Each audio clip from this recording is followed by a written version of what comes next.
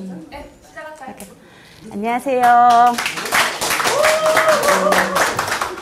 저희는 1조 이세미, 이정식, 장정희, 최명아, 금동희, 윤정숙, 이세복, 황정구 이렇게 8명이 1조 이 중개 의뢰 접수와 중개 계약에 대한 주제로 열심히 준비를 한다고 했는데 부족함이 많더라도 양해 부탁드리고요. 저희 가늠타운 공인중개사 고말려 대표님의 참여해 주셔서 많은 지도해 주셔서 이 자리를 빌어서 감사 말씀드립니다.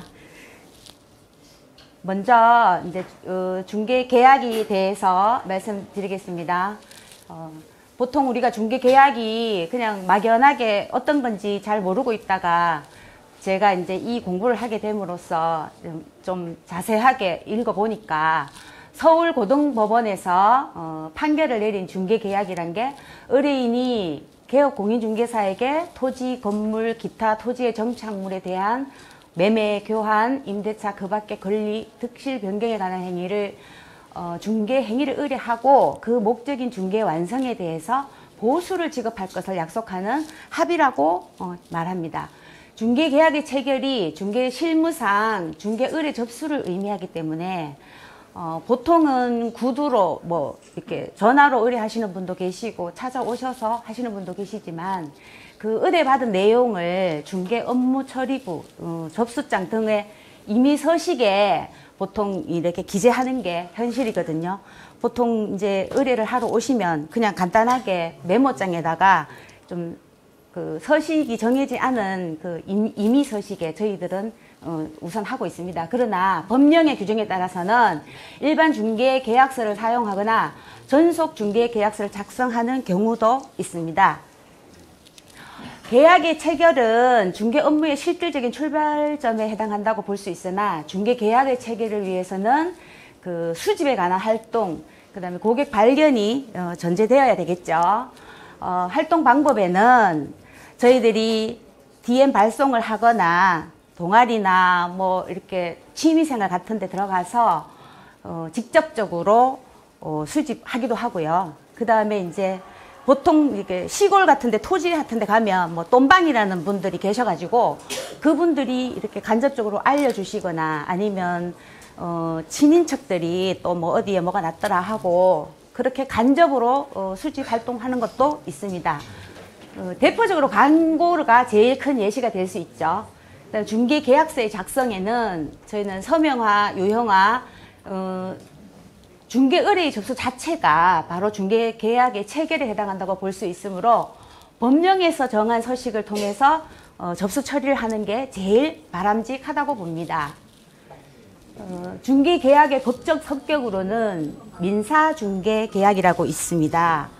그리고 위임 유사 계약의 유사의 무명 계약인데 무명 계약이나 비전형 계약은 형식이 없기 때문에 이렇게 칭하여지고요. 그다음에 그 대법원 판례에 그 위임과 유사는 하지만 그렇다고 해서 위임은 아닙니다. 낙성 분료식 계약은 저희들이 의뢰인에게 청약을 받아서 저희가 승낙을 함으로써 이루어지니까 낙성 계약이라고 이루어지고요. 분료식 계약은 저희들이 그 어떤 특정한 형식 같은 거를 없기 때문에 분료식 계약이라고 칭하기도 합니다.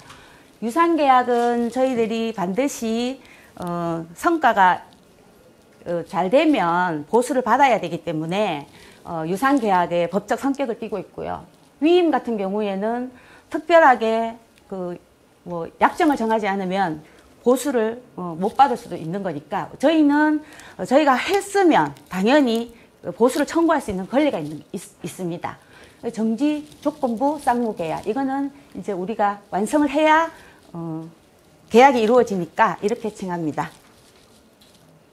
중개계약의 성립 시기는 의뢰인이 개업공인중개사에게 중개 의뢰를 하고 이것을 개업공인중개사 승낙한 경우에 성립하죠. 아까 제가 말씀드린 낙성계약의 그 법적 성격입니다. 다음 볼게요.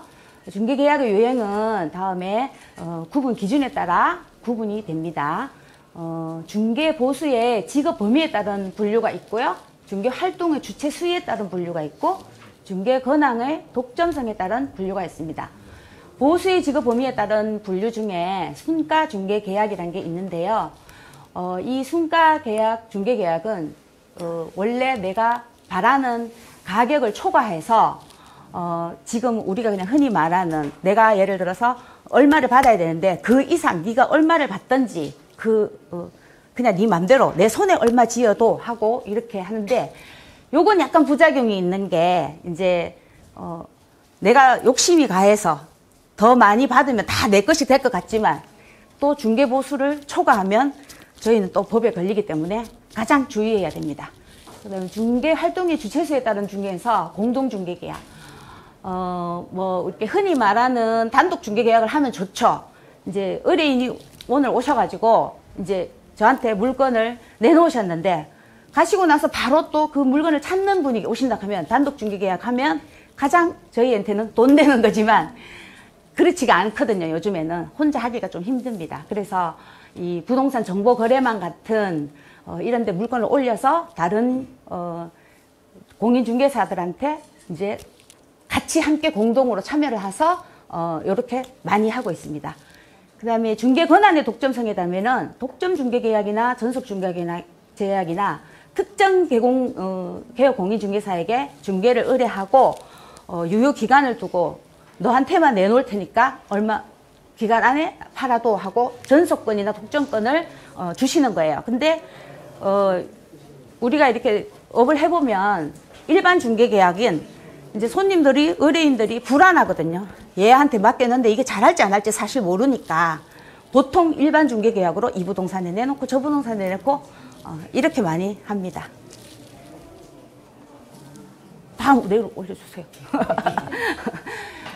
아까 말씀드린 대로 의뢰인이 이제 일반 중개 계약을 이렇게 하시게 되면 의뢰인은 이제 그 필요한 내용을 개업 공인중개사에게 작성을 요청할 수 있어요. 보통 이제 중개 대상물의 위치나 규모, 거래 예정 가격 이거는 중개 계약서를 쓰지 않아도 기본적으로 접수장에다가 메모를 해야 되는 거예요. 우리가 가격을 알아야 물건을 팔 수 있는 거고 위치와 규모도 알아야 되는 거예요. 그렇지만 이제 그냥 이 서식이 없을 때는 중개 보수에 대한 걸 미리 정하진 않습니다. 그렇지만 여기 일반 계약서를 작성 요청할 때는 중개 보수와 그 밖에 준수할 사항까지 있어야 됩니다. 시행령에 따른 교통부 장관은 이제 일반 중개계약 표준이 되는 서식을 그냥 그렇게 우리처럼 그냥 막 적지 말고 이런 것도 사용을 하라 하고 권장을 할 수가 있죠. 시행규칙 제13조 19조의 규정에 따른 일반 중개사는 별지 14호 서식이라는 게 있습니다. 요거를 이제 쓰라고 하는데 보통 저희들은 사용을 잘 안 합니다. 의무사항과 그 다음에 이제 그 내놓는 사람의 뭐 협조를 할 수 있는 그런 거, 그 다음에 유효 기간 뭐 얼마까지로 이렇게 해주겠다. 이게 사실은 저런 걸 장담하기가 어려워요. 오늘 팔릴 수도 있는 거고 1년이 돼도 뭐 안 팔릴 수 있는 거라서 이런 건 조금 힘듭니다. 중개보수는 요즘 같은 경우에는 확인 설명서에 이렇게 나오면 요즘에는 컴퓨터로 딱 나와갖고 자동으로 됩니다. 사실 그 별지 14호 서식에 권리 이전용도 있고 그다음에 권리 취득용도 있거든요. 권리 이전용은 이제 뭐 매도하고 임대인 쪽에서 작성을 해야 될 거고 권리 취득용은 이제 매수하고 임차인에게 작성할 겁니다. 그다음 전속 중개계약이라는 게 있습니다. 전속 중개계약은 아까 말씀드린 대로 중개 의뢰를 할 때 특정 개공사를 정하여서 너한테만 줄 테니까 3개월 안에 좀 팔아도 하고 이렇게 계약을 하실 수가 있어요. 이런 거를 전속 중개계약이라고 합니다. 전속 중개계약은 국토교통부 용어로 그 전속 중개계약서라는 것이 있어서 그 계약서를 통해서 계약을 체결한 때에는 3년 동안 저희들이 보존을 해야 됩니다. 그리고 전속 중개계약을 체결한 때에는 이제 체결을 받으면 너한테만 주겠다는 특정 그 의무를 줬는데 저희가 부동산 정보 거래망이라는 것에 띄워야 제가 팔 수가 있잖아요. 그리고 다행히 여기 북구는 레츠라는 부동산 정보 거래망이 굉장히 잘 되어 있어서 그런 거를 사용을 합니다. 그리고 이제 이 일반 신문이나 뭐 이런 데 정보를 공개하라고 되어 있죠. 근데 이제 손님들이 보면 전화 와서 혹시 저희 같은 경우는 이제 네이버나 이런 데 내는데 네이버에는 내주시지 말아 달라고 부탁을 하시는 경우가 있어요. 그 중개 의뢰인이 비공개를 요청한 경우에는 이를 공개하여서는 아니 됩니다. 전속 중개 계약의 유효 기간은 3월인데요. 이것도 당사장의 약정이 있는 경우에는 그 약정에 따릅니다. 전속 중개 계약을 체결한 개업 종인중개사가 공개해야 할 대상물에 관한 정보는 다음 페이지를 좀 넘겨주세요. 네네. 이렇게 7가지의 범위가 있습니다. 물론 중개 대상물의 종류나 소재지, 지목, 면적 이런 거는 당연히 적어야 되고요. 그 다음에 이제 물건을 사고 싶은 사람은 이 벽면 및 도배 상태나 그 다음에 시설 상태, 도로 및 대중교통 이런 거에 대해서 굉장히 궁금해 하십니다. 그래서 반드시 적어야 되고요. 권리관계에 대한 사항은 물론이고, 그렇다고 해서 우리가 권리자의 뭐 주소나 성명 이런 것은 공개해서는 절대 안 됩니다. 근데 이거는 공개하라 그래도 누가 하겠어요, 바보같이. 내가 팔 사람 그거를 다 저 혼자만 알고 해야 되는 건데. 그다음 공법상 이용 제한 및 거래 규제에 대한 사항은 저희들이 뭐 토지 이음이나 뭐 이런 데 보면 공시지가나 이런 것까지 다 알 수 있어요. 거기에 대해서 정보를 얻어가지고 여기다가 기록하면 됩니다. 넣어주세요. 네. 전속계약서 별지 제15호 서식인데요. 여기도 이제 저희 의무사항이 적혀 있어요. 전속중개계약서는 계약 체결 후에 2주일에 1회 이상은 문서로 통지를 해야 되고, 제가 지금 어떻게 거래정보망에 뭐 어떻게 올려놔서 지금 이렇게 진행 중입니다 하는 것을 항상 문서로 통지를 해야 됩니다. 그리고 계약 체결 후 7일 이내에 저희들 뭐 올리는 부동산 정보를 공개를 해야 되고요. 그다음에 이제 아까 말씀드렸듯이 비공개를 요청한 경우에는 공개를 하면 안 됩니다.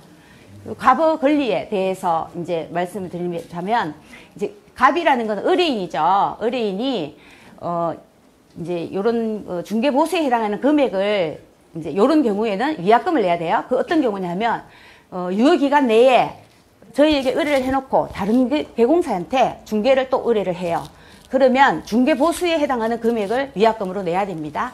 그리고 이제 유효기간 내에 갑이 스스로 발견한 상대방과 거래를 했을 경우에는 중개 보수에, 이거는 이제 중개 보수에 해당하는 금액 위약금을 내는 게 아니고, 요 3호 같은 경우에는 중개 보수의 50%에 해당하는 범위에서 소요된 비용, 그것을 지급하게 되어 있습니다.